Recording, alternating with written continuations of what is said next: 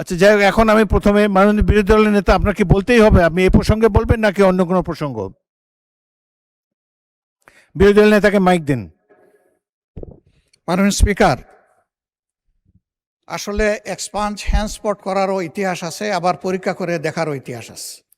আজকের বিষয়টা একবারে স্পষ্ট, এটা তো আর পরীক্ষা করে দেখার কোনো বিষয় নেই, এবং এটা রিপিটেডলি এগেইন অ্যান্ড এগেইন এই কথাগুলো এখানে এসেছে।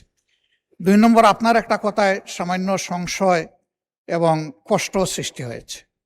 এটি হচ্ছে, আপনি যথার্থই অ্যাটেনশন ড্র করেছেন, অভিভাবক হিসেবে এটা করবেন যে আমি দাঁড়ানোর পরে বাকিরা এখানে দাঁড়িয়ে আছেন, এটা ডিসেন্সি পূর্ণ হয়েছে, এটা আপনি করতে পারেন, এটা আপনার দায়িত্ব। কিন্তু সেই সাথে শেষের দিকে কনক্লুশনে গিয়ে একটু বললেন যে এই দিকের চাইতে ওই দিকে 3 গুণ আছেন, এটা তো ভালো লাগলো না মাননীয় স্পিকার। আমি কোনো গুণে বিভক্ত, এই সংসদকে কোনো গুণে বিভক্ত করার পক্ষে নই। আমরা প্রথম দিক থেকে বলেছি ভালো কাজে আমরা সবাই এক হব, একসাথে কাজ করব, অন্যায় কিছু হলে আমরা প্রতিবাদ করব। আমরা সেই প্রতিবাদ করেছি, হয়তো এই প্রতিবাদ কারো পছন্দ হবে, কারো পছন্দ হবে না, সেটা ভিন্ন। কিন্তু আমি মনে করি যে এই ধারায় আমাদেরকে হ্যান্ডেল না করলে আমরা খুশি হব। ধন্যবাদ আপনাকে। ধন্যবাদ মাননীয় বিরোধী দলের নেতা।